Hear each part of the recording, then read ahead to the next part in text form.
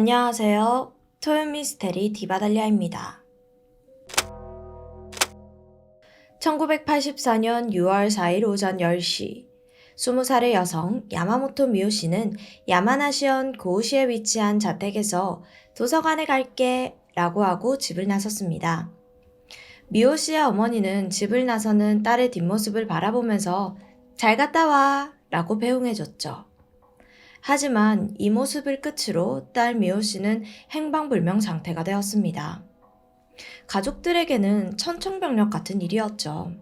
그리고 사건 이틀 뒤인 6월 6일, 미호씨가 가져간 자전거가 고우역 앞에서 발견이 되었고, 실종 4일 후인 6월 8일에는 니가타현 카시와자키 시내의 유사마치 해안가에서 미호씨의 손가방이 발견되었습니다. 가방 안에는 면허증과 지갑이 그대로 있었고 돈 한 푼은 없었어요. 이 당시 상황이 참 안타까운 게 이 미호 씨의 가족은 경찰관인 아버지와 자영업자인 어머니, 오빠 카즈오, 이 미호 씨의 쌍둥이 동생인 미사 이렇게 총 5인 가족이었습니다. 그런데 하필 이 시기가 1년 전에 오빠 카즈오가 오토바이 사고로 사망을 해서 온 가족이 슬픔에 잠겨 있을 때였어요. 슬픔이 채 가시기도 전에 딸 미호 씨까지 실종이 된 거죠. 6월 9일 가족들은 니가타현 경찰에 미호 씨에 대한 수색 신청서를 제출했습니다. 경찰관인 아버지 마츠오는 신원이 확인되지 않은 시신 중에 딸이 있는지 전국적으로 수색했지만 아직까지는 미호 씨와 닮은 사람은 없었죠. 가족들은 안심하면서도 또 한편으로는 애타게 딸을 기다리고 있었습니다. 하지만 수사 과정에 진전은 없었어요. 그런데 미호 씨가 실종되고 6개월이 지난 11월 6일부터 약 4년간 이상한 전화가 계속해서 걸려오는 거예요. 전화를 받으면 아무 말도 하지 않았어요. 미호 씨를 기다리는 가족 입장에서는 이 침묵의 전화라도 간절했습니다. 이 미호 씨가 전화를 했다면 그래도 살아있는 거니까요. 전화 대부분은 항상 몇 초 안에 끊겼지만 실종 후 3년 4개월에서 3년 6개월 이 2달 사이에 걸려온 전화 2번은 10분에서 15분 정도도 꽤나 길었습니다. 전화를 건 상대방은 미호 씨의 가족들이 어떤 말을 해도 대답을 해주지 않았고 가만히 듣고만 있을 뿐이었죠. 10분에서 15분 정도 전화가 2번 걸려왔었다고 했잖아요. 그중 한 번이 10월 18일에 온 전화였는데 이때는 흐느껴 우는 듯한 목소리가 들리기도 했습니다. 미호 씨의 쌍둥이 동생 미사 씨가 미호 잘 있어? 라는 다급한 물음에 잘 있어 라는 대답이 들려오기까지 했어요. 이어서 어머니가 미호야 잘 있니? 잘 있어? 어서 돌아와 라는 말에는 조용히 TV 소리만 커졌고요. 그리고 얼마 안 가 전화가 다시 끊겼지만 다시 전화가 걸려왔고 미사 씨가 미호 씨의 소지품이 발견된 카시와자키에 갔다고 하자 또 끊겼습니다. 그런데 또다시 전화가 걸려와요. 미사 씨는 전화를 받자마자 빨리 돌아와 라고 울면서 말했지만 전화는 또 끊겼습니다. 이 모든 게 10분 안에 일어난 일입니다. 그런데 이런 일이 1970년대 중후반부터 1980년대 초반 사이에 이상하게 일본에서는 이런 이유 없이 실종자들이 많이 생겨났다고 하는데요. 그런데 이런 납치 사건들이 2000년대 들어서 진실이 밝혀지게 됩니다. 바로 북한 공작원에 의한 납북이라는 사실을요. 갑자기 납북이라니 이게 무슨 말인가 싶죠. 배경을 설명해 드리자면 처음 납북 문제가 제기된 것은 1989년 산케이 신문에서의 보도였는데 북한이라는 구체적인 언급은 없었고 대한민국 정부 측에서 이 납치 사건에 대해서 일본 정부에게 조금 귀뜸을 해줬어요. 근데 일본에서는 말도 안 되는 일이라면서 대수롭지 않게 생각하고 넘어갔다고 합니다. 그런데 1987년 대한항공 858편 폭파 사건, 이 사건 이후에 진실이 밝혀지게 된 거예요. 이 사건에 대해서 간략하게 설명을 해드리자면 북한에서 한국 국적기를 테러한 사건인데 이때 이 사건의 주범이 북한 공작원 20대 여성 김현희와 70대 남성 김승일이었습니다. 이 두 사람은 마유미, 시니치라는 이름으로 일본 관광객 행세를 하면서 위조 여권으로 대한항공에 탑승했어요. 이 비행기가 경유하는 비행기였는데 쉽게 설명하면 A가 탑승지예요. B가 경유지입니다. 그리고 C가 도착지라고 할 때 A 출발지에서 두 사람이 탔어요. 그리고 비행기에 폭발물을 설치해 놓습니다. B 경유지에 도착을 해서 이 두 사람은 비행기에서 내렸고 이 비행기는 C 도착지로 이동하기 위해 다시 이륙을 합니다. 그런데 몇 시간 후 상공에서 폭발해버려요. 폭탄을 설치했으니까요. 그래서 많은 승객들이 이때 사망을 했죠. 이들이 경찰에 붙잡히자 김승일은 스스로 독약을 먹고 사망했고 김현희는 한국으로 잡혀와서 진술을 하던 중 일본인 납북 문제까지 나오게 된 거죠. 그래서 일본 정부가 이 문제에 대해서 문제 제기를 했는데 북한이 처음에는 부정했습니다. 그런데 2002년 일본 내각 총리 고이즈미 준이치로가 평양을 방문해서 북일 정상회담을 하면서부터는 북한에서 사실 우리 공작원들이 공모해서 일본인 13명을 납치했다 이렇게 인정을 하고 사과를 했습니다. 이 회담을 계기로 당시까지 생존해 있던 일본 납북인 5명이 일본으로 귀환하기도 했죠. 자, 그럼 여기서 북한은 왜 일본인들을 납치했던 걸까요? 6.25 전쟁 발발 이후 한국과 북한이 이렇게 갈라졌잖아요. 이때 북한이 남한을 겨냥해서 각종 도발과 교전을 벌인 것은 모두가 아는 사실입니다. 그래서 이때 한국은 당시 예비군 창설, 간첩 신고 등 안보 교육과 경비 태세를 강화했었죠. 그러니까 북한이 이렇게 생각해요. 한국인과 용모가 비슷하면서 세계 각국으로 입국하기 쉬운 일본인으로 위장해서 한국에 잠입하는 게 좋겠구나 라고요. 그래서 공작원에게 일본어와 자연스러운 일본 문화를 가르칠 교육관이 필요해서 일본인들을 납치한 거라고 합니다. 그러니까 간첩 교육을 위해서 납치를 한 거죠. 참고로 또 추가로 이런 경우도 있다고 해요. 북한 공작원으로 활동하고 있는 일본인에게 안정적으로 정착할 수 있도록 짝을 지어주기 위해서 일본인 여성들을 납치하는 경우도 있었다고 합니다. 자, 다시 미호 씨의 이야기로 돌아와서 미호 씨의 가족들은 납북 문제에 대해서는 생각지도 못했죠. 그런데 2000년대 이후 상계한 일본인들의 납북 문제가 크게 대두되자 미호 씨의 가족들도 납북에 무게를 두기 시작했습니다.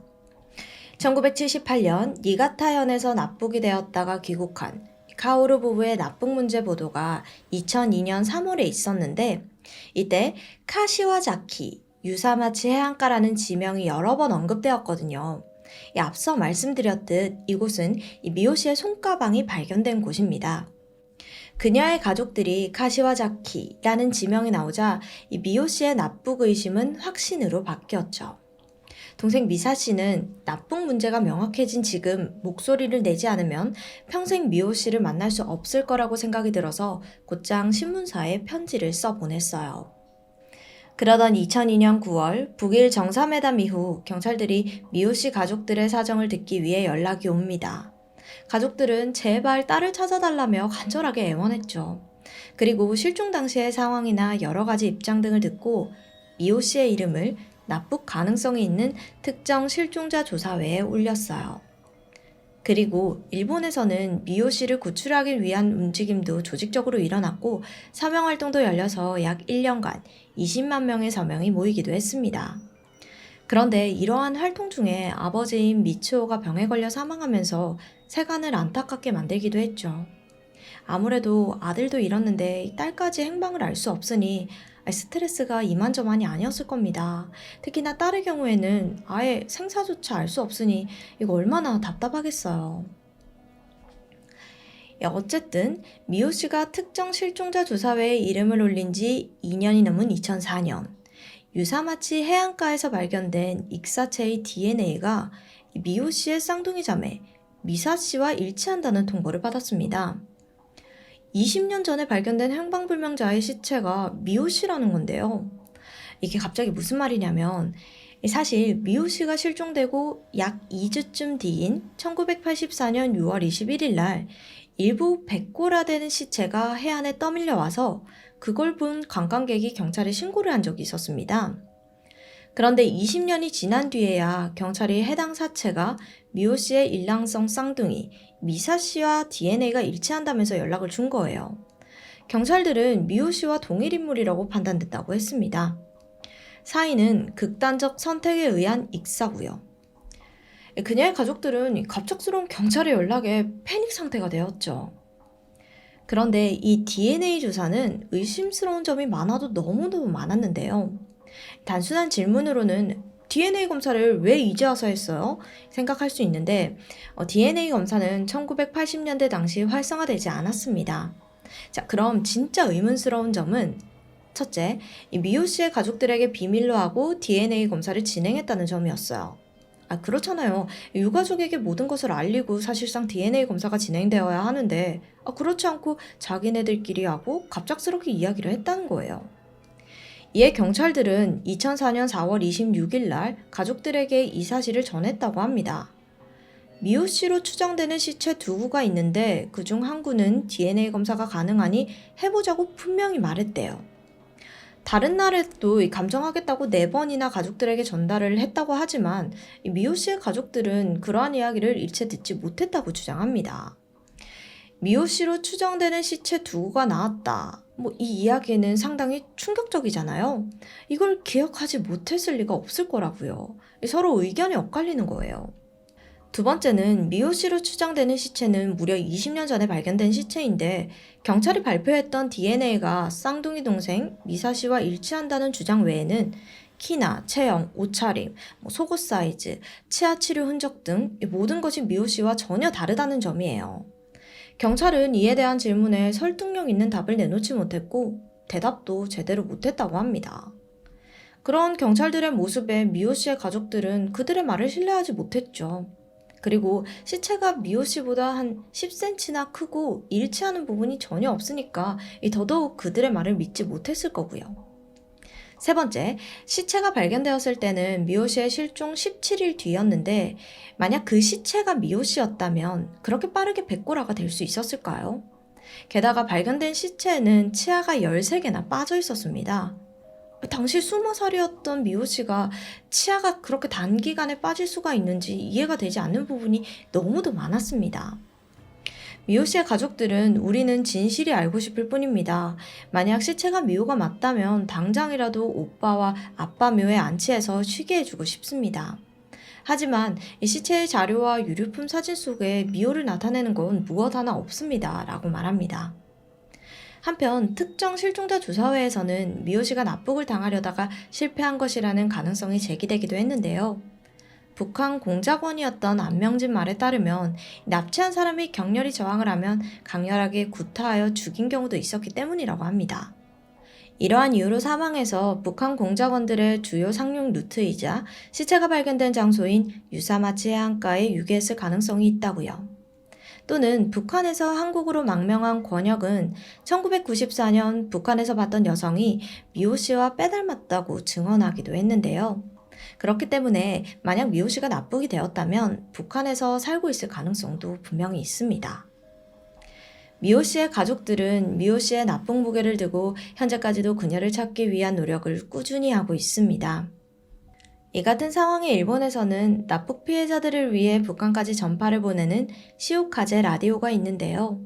일본의 납북 피해자들을 조사하는 민간단체에서 2005년부터 방송하고 있는 대북방송인데 납북 일본인을 주 청취자로 하고 있는 단파방송입니다.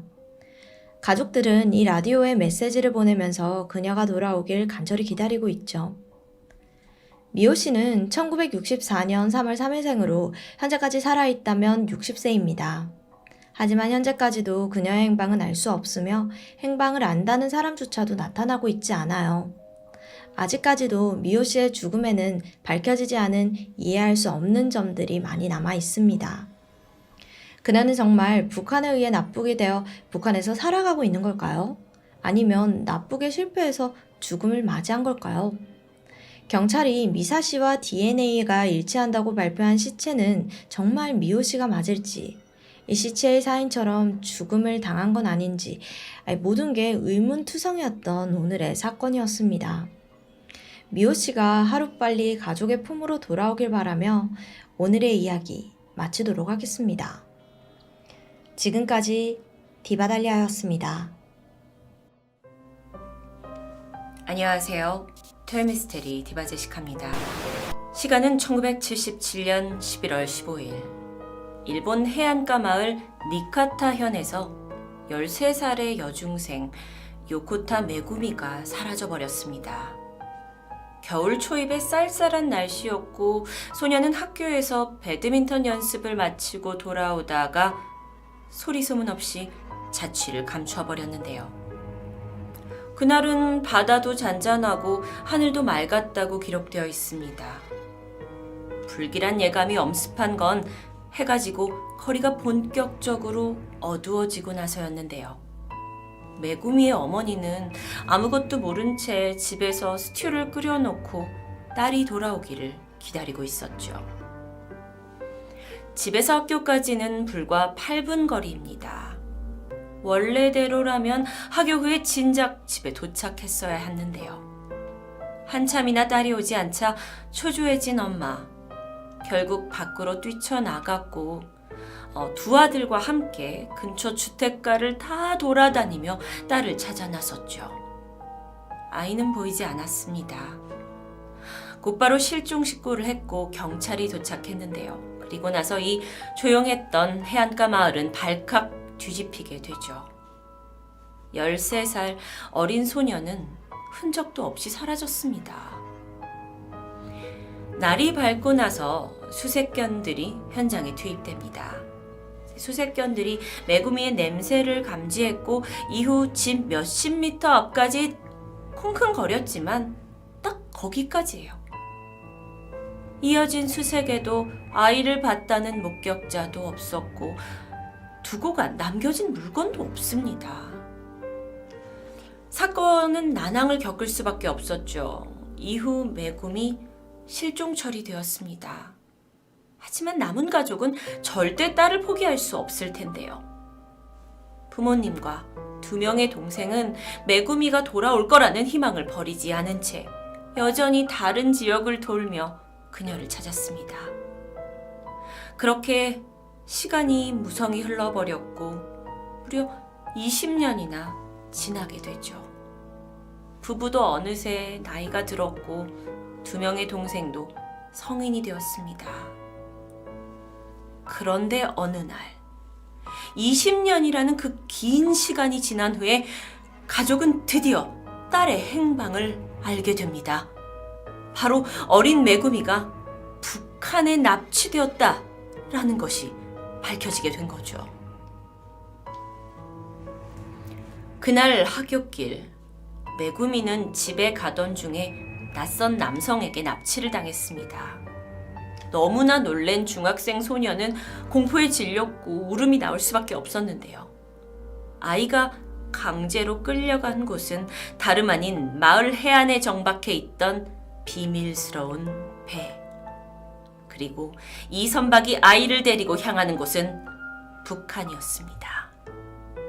아니, 어떻게 이런 일이 있을 수 있죠? 정말 의아할 수 있겠지만 사실 1970년대와 80년대 일본에 파견이 된 북한 특수요원들은 이렇게 아무도 모르게 일본 시민들을 납치해서 북한으로 데려오고 있었다고 합니다. 당시 북한은 이 외국에 비교적 입국이 쉬운 국적이었던 일본인으로 위장을 해서 결론적으로는 남한에 잠입하는 것을 계획하고 있었는데요. 그러기 위해서는 북한 요원들에게 일본어와 일본 문화를 가르칠 현지인이 필요했습니다. 그래서 납치가 시작된 거죠. 이뿐만 아니라 나중에 혹시라도 모를 일본과의 외교적 협상 문제에서 납치된 사람들을 협상 카드로 사용할 수도 있었기 때문에 그들을 쉽사리 풀어주지 않았죠. 그렇게 마땅한 일본인을 데려갈 일본인을 찾아 헤매던 북한 요원들의 눈에 그날 마침 눈에 띈 사람이 요코타 메구미였던 겁니다.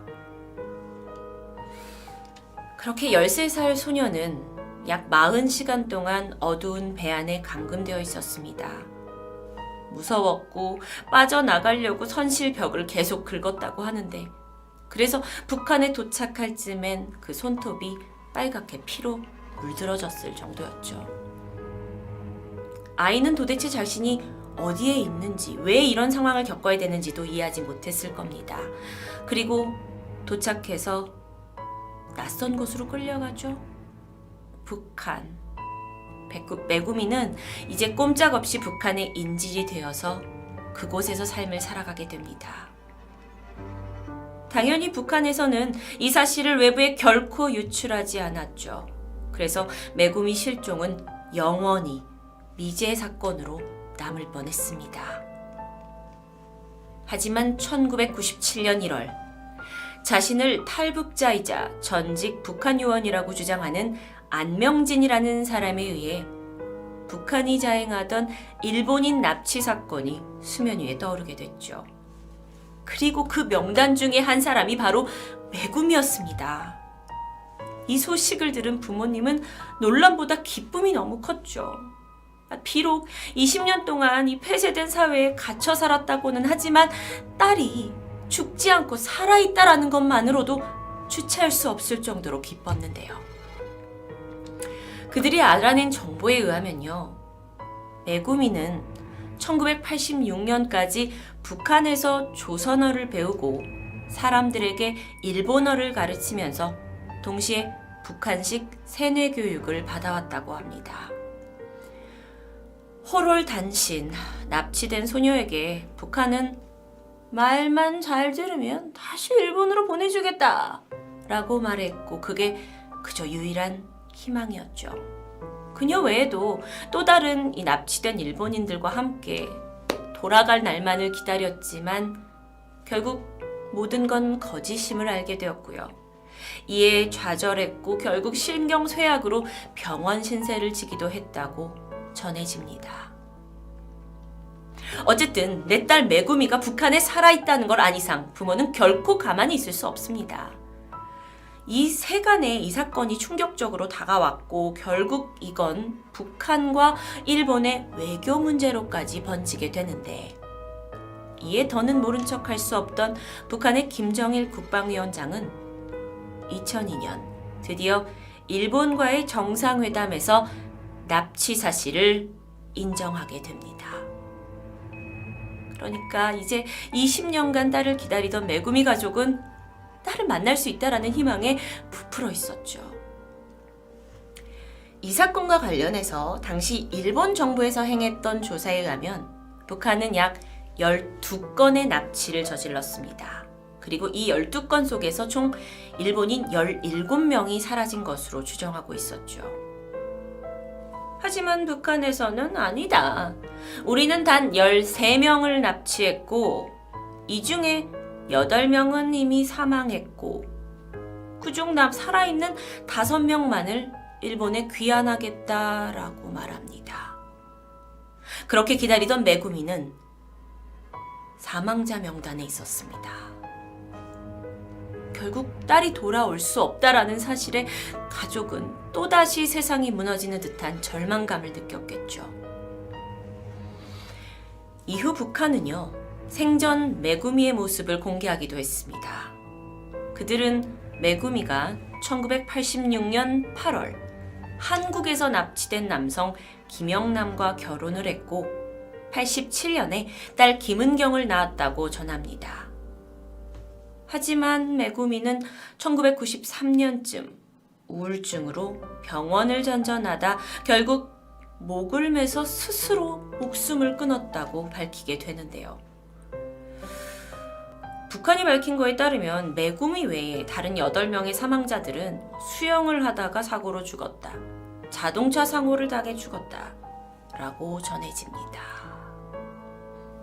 그런데 여러분, 이 북한의 주장을 정말 그대로 믿을 수 있을까요?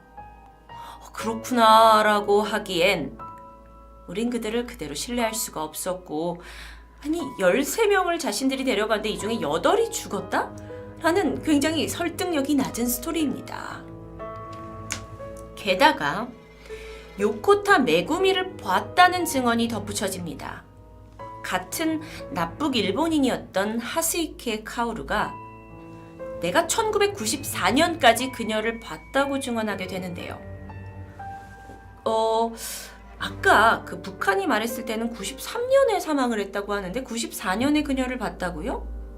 게다가 또 다른 탈북자들은요, 메구미가 1993년 그녀가 이제 사망을 해서 여기서 화장이 됐습니다 라고 알려진 오봉산 화장터라는 곳이 있는데 여기가 1999년에 만들어졌다라고 탈북자들이 증언하게 됩니다. 그러니까 앞뒤가 전혀 맞지 않는, 말이 안 되는 상황인 거죠.